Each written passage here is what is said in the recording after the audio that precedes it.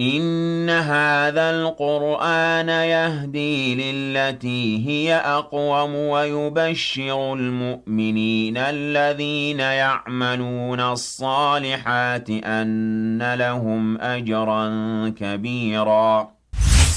الحمد لله وحده والصلاة والسلام على من لا نبي بعده. abalungi abatulaba tukyagenda mu maaso n'emisomo gyaffe egya hijja era nga leero tugenda kulaba hijja mu bufunze, emirimu gya hijja mu bufunze mu musomo gumu insha Allah subhanahu wa ta'ala. Ngeri twalaba tugenda soka tulabe ebika bya hijja, twalaba nti ebika bya hijja birimeka biri bisatu, olondako kyoba oyagadde byonna bituufu era bikkirizibwa.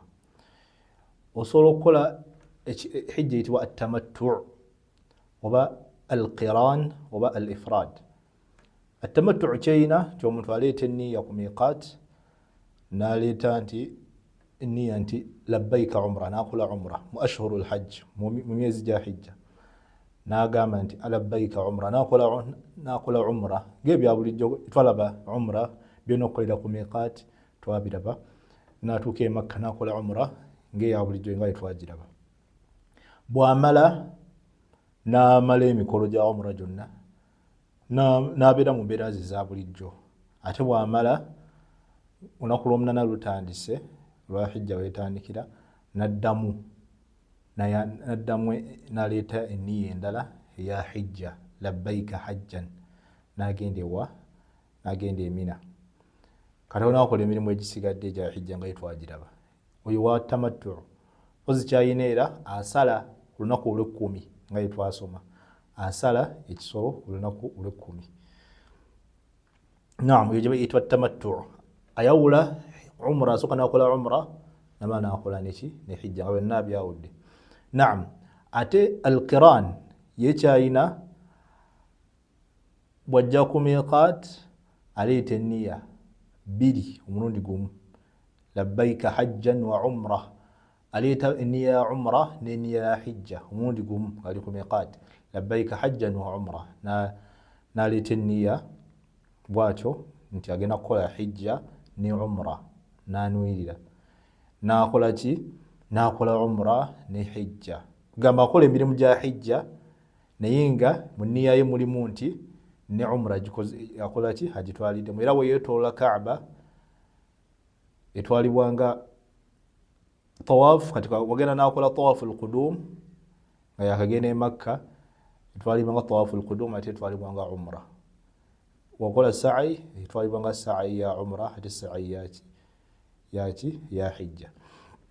Kakati ye bw'atyo owa sa'i owa al-qiran yaba n'enniya bbiri omulundi gumu, bw'akola ekintu kya umra era kiba kya hijja naye ng'akikoze omulundi gumu. Era ye abeera mu ngoye ze eza hijja okuva ku lunaku lw'atandika emirimu egya hijja paka lwamala olunaku olw'ekkumi lwamaliriza emikolo. Naam. Naye al-ifrad ye aleeta enniya emu n'amalira nti agenda kukola hijja era n'agamba nti labbayka hajjan, aleeta enniya mu mutima nti agenda kumalira kukola hijja, n'ayogera n'ekigambo labbayka hajjan, yagenda akola hijja yokka nga tagasse wakati wa umra ne hijja, n'akola mirimu gya hijja gyokka. Naam, tugenda kubeera nti tuyisaamu talkhis oba tufunza emikolo gya hijja awo wokka we baawukanira abaana ba hijja ebika ebisatu ebyo. Mpozzi owa qiran kyayina nakyo ekirala nti naye akola ki? Asala olunaku olw'ekkumi, asala ekisolo. Ate owa ifrad ye tasala, ye mu hijja ye gyakola takola ki? Tewali waasalira kisolo. Naam, kakati katulabe talkhis oba okufunza emirimu gya hijja naye nga tulabye tugenda kubeera nga tutambulira ku nkola eya at-tamattu. Kuba hijja eno ekika kya hijja kino kyekisinga okwettanirwa abantu. Tujja kulaba nga abantu bangi nnyo ebiseera bino nga bakola nnyo ekika kino ekya umra hijja eyitibwa at-tamattu, okubeera nti akola umra yokka n'agimala n'ava mu mikolo n'amala n'addamu n'akola hijja, n'amalirira naleeta enniya ya hijja nagenda mu mikolo gya hijja. Tamattu gye tugenda otambulirako nga tunnyonnyola. Ekisooka omuntu agenda e Makka asooka ayita ku miqaat naleeta enniya y'okukola umra era n'akola ebitwala bye bakola ng'oli ku miqaat twabiraba mu darusu zaffe endala vidiyo bweziri. Naleeta enniya nti labbaika umra n'atuuka e Makka n'akola umra. Umra twagiraba ya bulijjo. Bw'amala ogikola umra ng'agenda akola atya ng'amaliriza awala emikolo gya umra n'abeera mu mbeera ze za bulijjo.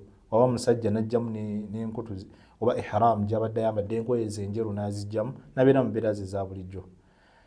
Kati olunaku olw'omunaana we lutuuka olwa yawmu tarwiya n'aleeta enniya asooka neyeerongoosaako nga bwe twalaba bye bakola ku miqaati, yeerongoosaako waba ayinawo okumwa n'amwawo naki n'asala enjala neyeerongoosa bagamba n'anaaba bulungi n'atukula bulungi afuna wuzu oba omusajja n'ayambala enkutu eyo enjeru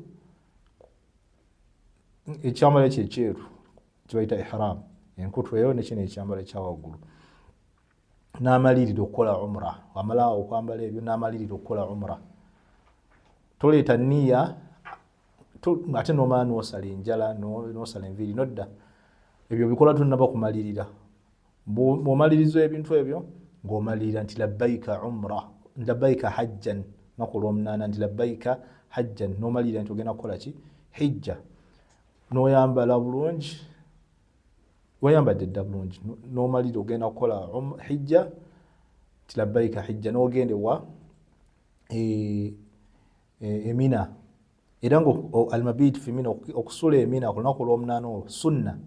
Obeerayo e Mina osalayo dhuhuri, asiri, magharibi ne isha ne fajiri. Kati ku lunaku olw'omwenda n'ogenda ewa ku Arafa n'obeera mu Arafa eyo. Twalaba ebikolebwa ku Arafa kusoma dduwa era ng'eyo rukn. Bw'ove Arafa al-wuquuf bi Arafa ng'omusana guguddeyo n'ovaayo n'ogenda e Muzdalifa era ng'okusula e Muzdalifa waajib kyatteeka. N'obeera e Muzdalifa paka ku fajiri. Bw'obeera e Muzdalifa n'ovaayo n'ogenda ewa e Mina n'okwata obuyinja n'ogenda e Mina n'okuba ekiwaji kimu ekinene ekyo. Bw'omala okikuba n'osala ensolo. Naye twalaba ensolo ezo mulembe guno owaayo buwi ssente eri abo abakuleese be bavunaanyizibwa ku kusalako era ssente bazituusa bulungi era bakusalira. Kati omala okuba ekiwaji okusala oba omanyi nti bajja kusalira kuba wasasudde n'osala enviiri n'ogenda e Makka n'okola tawaafu weetulula Kaaba n'ogenda n'okola ne sa'i Safa ne Marwa. Bw'ovaawo n'okola ki? N'oddayo e Mina ku lunaku olw'11 n'ogenda e Mina. Kati ku lunaku olw'11 ne 12 ne 13 kubeera ogenda okuba biwaji, okuba ekiwaji ekisooka n'ekyokubiri n'ekyokusatu nga bwe twabiraba mu vidiyo ezasooka. Okuba ekiwaji ekisooka obeera n'obuyinja 7 buli lukasukwa ogamba ekigambo Allahu akbar, Allahu akbar, Allahu akbar. Buli lukasukwa obeera oyogera ekigambo Allahu akbar. Obeera n'obuyinja bwo obuwera kubanga ebiwaji biri 3 ate buli kiwaji kikubibwa obuyinja bumeka? 7. Buli womala ekimu weeseetulako ng'osaba edduwa n'odda ku kyokubiri n'odda ku kyokusatu. Bwe batyo oba ku kisooka weeseetulako n'osaba edduwa nomala n'ogenda ku kyokubiri omala okikuba neweeseetulamu n'osoma edduwa n'odda ku kyokusatu n'okikuba. Bw'omala toddamu kusaba ng'ogenda ng'omala oba omaze. Ekyo okikola ku lunaku olwo 11, 12 ne 13 oba oddamu bye bimu. Then 13 bw'omaliriza okuba ebiwaji ng'ogenda e Makka ng'okola tawaafu eyitibwa tawaafu al-wadaa. Ate eyo tawaafu eyo nayo yatteeka waajib. n'owetolola Kaaba. Bw'omaliriza okwetolola Kaaba, hijja yo ebeekoze eki? Ebeewedde. Mu bufunze obw'ekitalo, egyo gy'emirimu gyaki? Egya hijja. Tugifunziza mu bintu steps 6. Ekisooka tulabe okola hijja, okola umra. Step esooka okola umra. Step eyokubiri n'ogenda e Mina. Step eyokusatu n'ogenda e Arafa. Ekyokuna, omulimu ogwokuna n'ogenda e Muzdalifa. Omulimu ogwokutaano n'ogenda e Mina n'okuba ebiki? N'okuba ebiwaji. Ebiwaji ebyo n'okola emirimu egyo ebiwaji, okuba ekiwaji kwolwo olunaku olw'ekkumi, okuba ebiwaji n'osala enviiri n'ogenda e Makka n'okola tawaf ne sa'i. N'okola ki? N'ogenda n'okuba ekiwaji ku lunaku olw'ekkumi, 11, 12, 13 n'okuba ebiwaji ebisatu ebyo. Then bw'omala ku lunaku olw'ekkumi n'okola tawaafu esembayo esiibula Makka. Oba efundikira emirimu gyonna ng'osiibula Makka, n'oba nti okola ki? Ogenda omaliriza emirimu gyo egya hijja. هذا والله أعلى وأعلم وبارك الله فيكم والسلام عليكم ورحمة الله وبركاته.